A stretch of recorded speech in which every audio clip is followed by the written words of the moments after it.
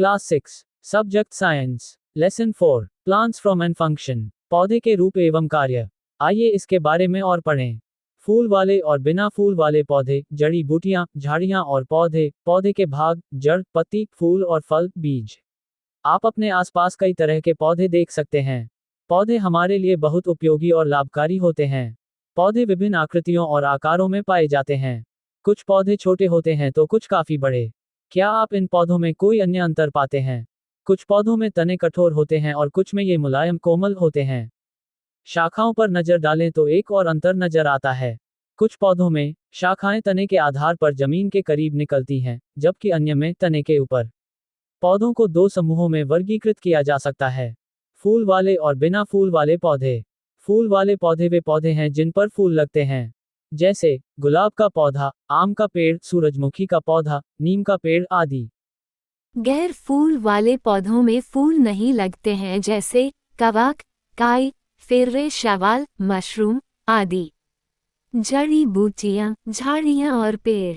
पौधों को उनके आकार और आकार के आधार पर जड़ी बूटियों, झाड़ियों और पेड़ों में वर्गीकृत किया जा सकता है। निम्नलिखित तालिका उनकी विशेषताओं और प्रत्येक के कुछ उदाहरण देती है। जड़ी बूटी। पैरामीटर: बहुत छोटा, आमतौर पर 1 मीटर से कम ऊंचा, हरा, कोमल तना, कुछ शाखाएं। उदाहरण: टमाटर, गेहूं, पुदीना, घास। झाड़ियां। आकार: मध्यम आकार वाले। तने की प्रकृति: आमतौर पर 1-3 मीटर कठोर तना, लेकिन बहुत मोटा नहीं। शाखाएं तने के आधार के पास से निकलती हैं। उदाहरण: नींबू, अनार, गुलाब, गुड़हल। पेड़। आकार: उच्च, लंबा, आमतौर पर इससे भी अधिक। तने की प्रकृति: 3 मीटर ऊंचा, कठोर, भूरा, मोटा तना, तने के ऊपरी भाग पर शाखाएं। उदाहरण: नीम, पीपल, गुलमोहर, आम। एक अन्य प्रकार के पौधे हैं जो जड़ी बूटियों, झाड़ियों और पेड़ों से भिन्न हैं। इनके तने कमजोर होते हैं और ये सीधे खड़े नहीं रह पाते। ऐसे पौधे जो सीधे खड़े नहीं हो सकते और जमीन पर फैलते हैं, लता क्रीपर कहलाते हैं, जैसे कद्दू और लौकी के पौधे। लताओं: जो पौधे पड़ोसी संरचनाओं के सहारे ऊपर चढ़ते हैं, उन्हें पर्वतारोही क्लाइंबर कहा जाता है, जैसे मनी प्लांट और मटर का पौधा। ज्ञान बक्सा: केले के पेड़ का तना हरा, मुलायम होता है। ये वास्तव में एक जड़ी बूटी है। ये सबसे बड़ी जड़ी बूटी है। एक पौधे के भाग: किसी पौधे के भागों का अध्ययन करने के लिए अपने इलाके से जमीन के नीचे के भागों सहित एक जड़ी बूटी इकट्ठा करें। अब इसका अवलोकन करें। आप पाएंगे कि पौधे को 2 मुख्य भागों में विभाजित किया जा सकता है। एक भूमिगत भाग, मिट्टी में, जिसे जड़ प्रणाली और रूट सिस्टम कहा जाता है। बी, जमीन के ऊपर का हिस्सा, मिट्टी के ऊपर, जिसे शूट सिस्टम कहा जाता है। जड़ प्रणाली में जड़ें होती हैं। प्ररोह प्रणाली, शूट सिस्टम में तने, शाखाएं, पत्तियां, कलियां, फूल, फल और बीज होते हैं। पौधे का वह भाग जो उसे जमीन से जोड़े रखता है, जड़ कहलाता है। सरसों और मटर जैसे पौधों में एक मुख्य जड़ होती है जिससे कई शाखा जड़ें निकलती हैं। मुख्य जड़ को मूसला जड़, टैप रूट कहते हैं। मुख्य जड़ से निकलने वाली शाखाएं पार्श्व जड़ें, लैटरल रूट कहलाती हैं। घास के पौधे में तने के आधार से कई पतली रेशे जैसी जड़ें निकलती हैं। वे मिट्टी में फैल जाते हैं और पौधे को सहारा देते हैं। इन्हें रेशेदार जड़ों, फाइब्रस रूट के रूप में जाना जाता है। गेहूं, मक्का और जौ कुछ अन्य पौधों के उदाहरण हैं जिनकी जड़ें रेशेदार होती हैं। जड़ के कार्य: 1. जड़ें पौधे को मिट्टी से मजबूती से चिपका देती हैं। 2. जड़ें मिट्टी से पानी और खनिज पदार्थ अवशोषित करती हैं। 3. जड़ें मिट्टी के कणों को एक साथ बांधती हैं और मिट्टी को हवाओं से उड़ने या पानी से बहने से रोकती हैं। इस प्रकार जड़ें मिट्टी का संरक्षण करके वहां मिट्टी के कटाव को रोकती हैं। गतिविधि -2: एक बगीचे में उगने वाले 2 समान खरपतवारों को खोदें।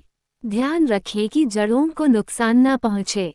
उनमें से एक की जड़ काट दो।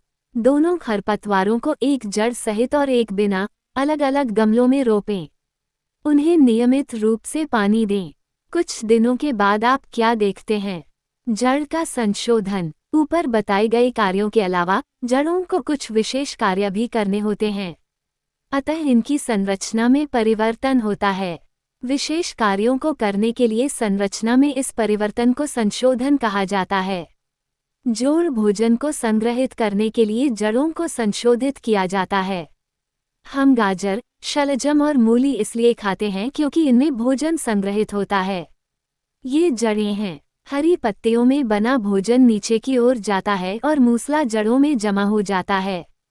पौधे इस भोजन का उपयोग तब करते हैं जब परिस्थितियां अनुकूल नहीं होती हैं। पौधों को अतिरिक्त सहायता देने के लिए जड़ों को संशोधित किया जाता है। अगर आपको कोलकाता में बॉटनिकल गार्डन देखने का मौका मिले, वहां आपको एक बरगद का पेड़ बरगद दिखेगा जो 200 साल पुराना है और इसकी परिधि 400 मीटर से अधिक है। इस पेड़ की जड़ें होती हैं जो इसकी शाखाओं से नीचे की ओर बढ़ती हैं। ये जड़ें जमीन तक पहुंचती हैं, वे खुद को मिट्टी से जोड़ती हैं और विशाल पेड़ की फैली हुई शाखाओं को सहारा देती हैं। ऐसी जड़ों को प्रोप जड़ें कहा जाता है। वे पेड़ को उसी तरह सहारा देते हैं जैसे खंभे इमारत को सहारा देते हैं। बरगद, मक्का, गन्ने, मक्का और स्क्रू पाइन में ऐसी जड़ों का निरीक्षण करें कि वे पतले तने को अतिरिक्त सहायता प्रदान करते हैं और उसे सीधा खड़ा होने में मदद करते हैं। श्वसन के लिए जड़ों का संशोधन। खारे और दलदली स्थानों में उगने वाले कुछ पौधे छोटे छोटे उभारों के रूप में मिट्टी के ऊपर उगते हैं। ये मुख्य जड़ से पैदा होने वाली शाखाएं हैं जो मिट्टी के श्वसन के ऊपर लंबवत बढ़ती हैं। इन्हें श्वसन जड़ें कहा जाता है। तना प्ररोह प्रणाली की मुख्य धुरी है जिस पर शाखाएं, फूल, कलियां, फल और बीज आते हैं। तने पर वह स्थान जहां से शाखाएं या पत्तियां निकलती हैं, गांठ कहलाती है। दो नोड्स के बीच सटेम के भाग को इंटरनोड कहा जाता है। तने या शाखा के सिरे पर कलियां होती हैं। ये कलियां पौधे को ऊंचाई बढ़ाने में मदद करती हैं। शाखा और मुख्य तने के बीच के स्थान को अक्ष कहा जाता है। शाखा के कक्ष में भी कलियां होती हैं। ये कलियां अक्षीय कलियां कहलाती हैं। वे शाखाओं में विकसित हो जाते हैं जब तने छोटे होते हैं। जड़ी बूटियों में हरे और मुलायम होते हैं। पेड़ों में तना मोटा, लकड़ीदार और कठोर हो जाता है और फिर इसे तना कहा जाता है। यह अब हरा नहीं रहा, इसका रंग भूरा हो जाता है और छाल से ढक जाता है। छाल पेड़ के अंदरूनी हिस्सों की रक्षा करती है। तने के कार्य: 1. तना पौधे को सीधा रखने में मदद करता है। 2. तने पर शाखाएं, पत्तियां, फूल और फल लगते हैं। पत्तियों को इस तरह से व्यवस्थित किया जाता है कि वे सूरज की भरपूर रोशनी के संपर्क में आ सकें। 3. तना पानी और खनिजों को जड़ों से पत्तियों तक पहुंचाता है। ये पत्तियों द्वारा निर्मित भोजन को पौधे के अन्य भागों तक भी पहुंचाता है। 4. युवा अवस्था में हरा तना भोजन तैयार करता है। समर्थन देने के लिए तनों को संशोधित किया गया है। लौकी, अंगूर और पैशन फ्लावर पौधों के तने कमजोर होते हैं। आप तनों पर पतली, धागे जैसी संरचनाएं भी देखेंगे। ये तने के संशोधन हैं और इन्हें तना टेंड्रिल के रूप में जाना जाता है। जैसे ही तेंदुरी एक खुरदरी सतह होती है, वे उसके चारों ओर कुंडलित हो जाते हैं। इस तरह कमजोर स्ट्रे सपोर्ट करते हैं और ऊपर जाते हैं। भोजन बनाने के लिए तनों को संशोधित किया जाता है। कैक्टस का पौधा रेगिस्तान में उगता है जहां पानी बहुत कम होता है। पत्तियों की सतह से पानी की कमी को रोकने के लिए इन्हें कांटों में बदल दिया जाता है। ये कैक्टस का हरा तना है जो भोजन तैयार करने सहित अन्य पौधों में पत्तियों द्वारा किए जाने वाले सभी कार्य करता है। तना मांसल होता है और लंबे समय तक पानी जमा कर सकता है। गतिविधि 3. निम्नलिखित सामग्री एकत्रित करें। 2 गिलास, सफ़ेद फूल वाली 2 ताजी कटी शाखाएं, लाल स्याही, ब्लेड। 2 गिलास आधा भरा पानी लें। प्रत्येक गिलास में एक तना डालें। कटे हुए तने का निचला सिरा गिलास में डालें। उन्हें P और Q के रूप में चिन्हित करें। गिलास P में पानी में लाल स्याही की कुछ बूंदें मिलाएं। रात भर के लिए छोड़ दें। पौधे का ध्यानपूर्वक निरीक्षण करें। आप देखेंगे कि सफ़ेद फूलों का रंग बदलकर लाल हो गया है। ये गतिविधि तने और पत्तियों के साथ पानी के संचालन का मार्ग दिखाती है। पत्तियां चपटी हरी संरचनाएं हैं और पौधे का एक महत्वपूर्ण हिस्सा हैं।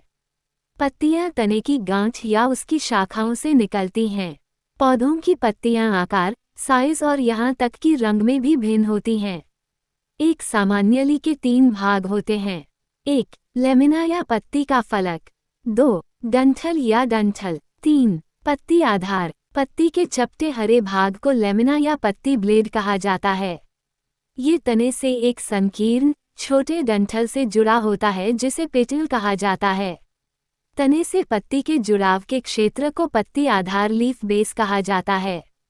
लेमिना का ध्यानपूर्वक निरीक्षण करें। आप पाएंगे कि रेखाओं का एक जाल मौजूद है। इन रेखाओं को शिराएं वेन्स कहते हैं। पेटियोल लेमिना में बीच में एक मोटी नस के रूप में जारी रहता है।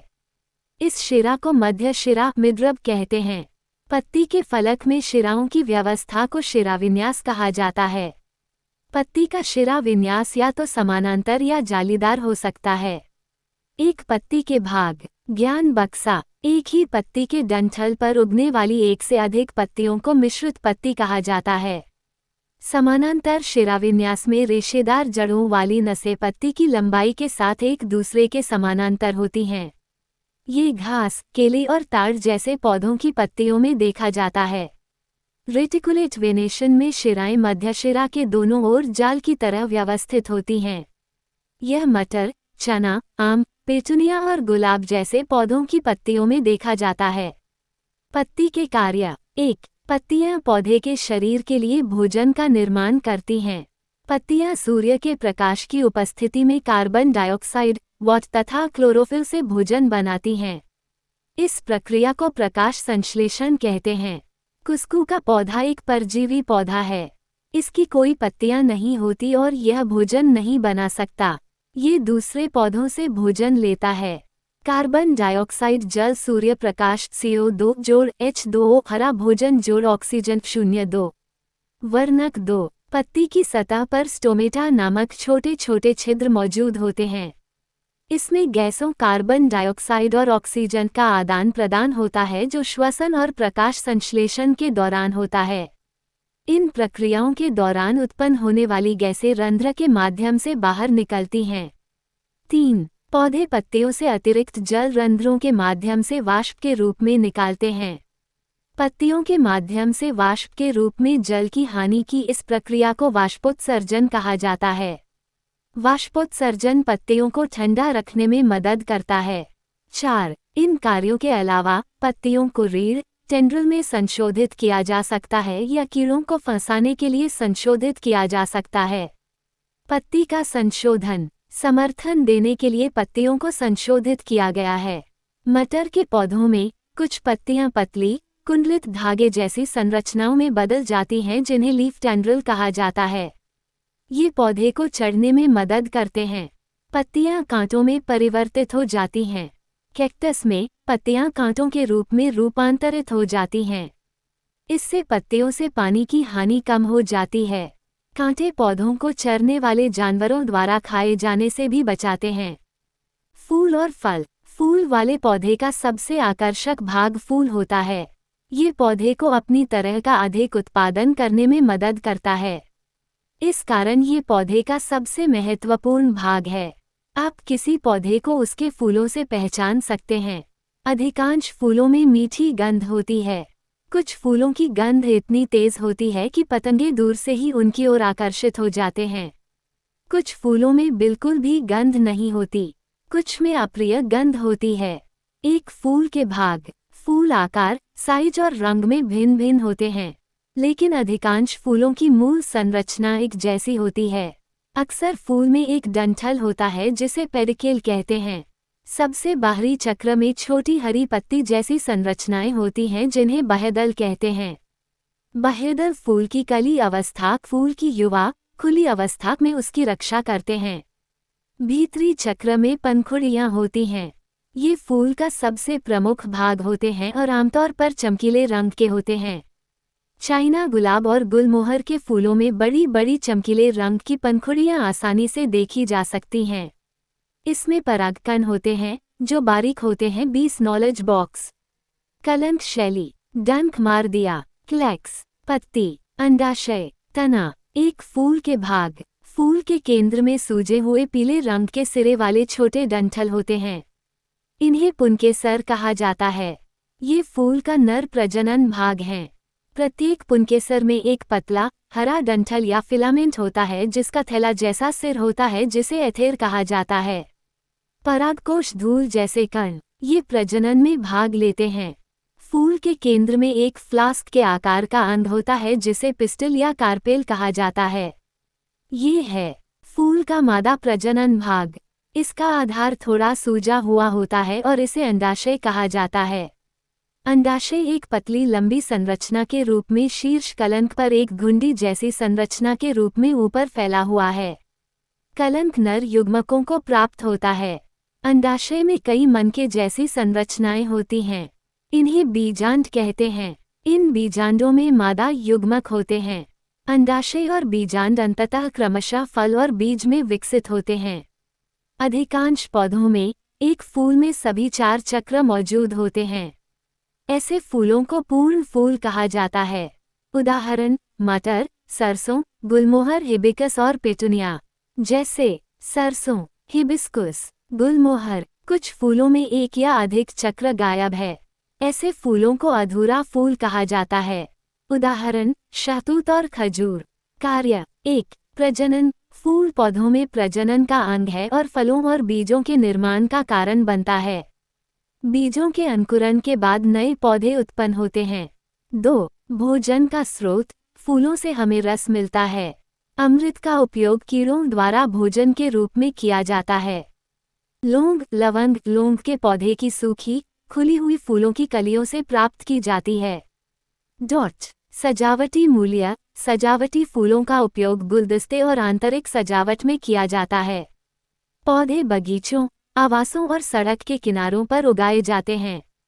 वे आसपास के वातावरण में रंग भरते हैं और अपनी सुगंध से वातावरण को शुद्ध करते हैं। बीज। मक्का, मटर और सेम बीज हैं। एक बीज में एक शिशु पौधा और बीज पत्र होते हैं। एक शिशु पौधे में रेडिकल और प्लम्यूल होते हैं। रेडिकल जड़ों में बढ़ता है और प्लम्यूल शूट सिस्टम बनाता है। बीजों के सभी भाग एक झिल्ली से ढके होते हैं जिसे बीज आवरण कहते हैं। अध्याय की समीक्षा। पौधों को उनके आकार और आकार के आधार पर जड़ी बूटियों, झाड़ियों और पेड़ों में वर्गीकृत किया जा सकता है। जो पौधे सीधे खड़े नहीं हो सकते और जमीन पर फैलते हैं उन्हें लता कहते हैं। जो पौधे पड़ोसी संरचनाओं के सहारे ऊपर चढ़ते हैं उन्हें आरोही कहा जाता है। पौधे का वह भाग जो पौधे को जमीन से जोड़े रखता है जड़ कहलाता है। तना प्ररोह प्रणाली की मुख्य धुरी है जिस पर शाखाएं, पत्तियां, फूल, कलियां, फल और बीज आते हैं। पत्तियां चपटी हरी संरचनाएं हैं और पौधे का एक महत्वपूर्ण हिस्सा हैं। कुछ फूलों की गंध इतनी तेज होती है कि पतंगे दूर से ही उनकी ओर आकर्षित हो जाते हैं। प्रकाश संश्लेषण के अलावा पत्तियां श्वसन एवं वाष्पोत्सर्जन का कार्य भी करती हैं। कुछ मामलों में पत्तियों को कांटों, टेंड्रिल्स में और कुछ पौधों में कीड़ों को फंसाने के लिए घड़े जैसी संरचना में बदल दिया जाता है। फूल पौधों में प्रजनन का अंग है और फलों और बीजों की जानकारी देता है। बीजों के सभी भाग एक झिल्ली से ढके होते हैं जिसे बीज आवरण कहते हैं।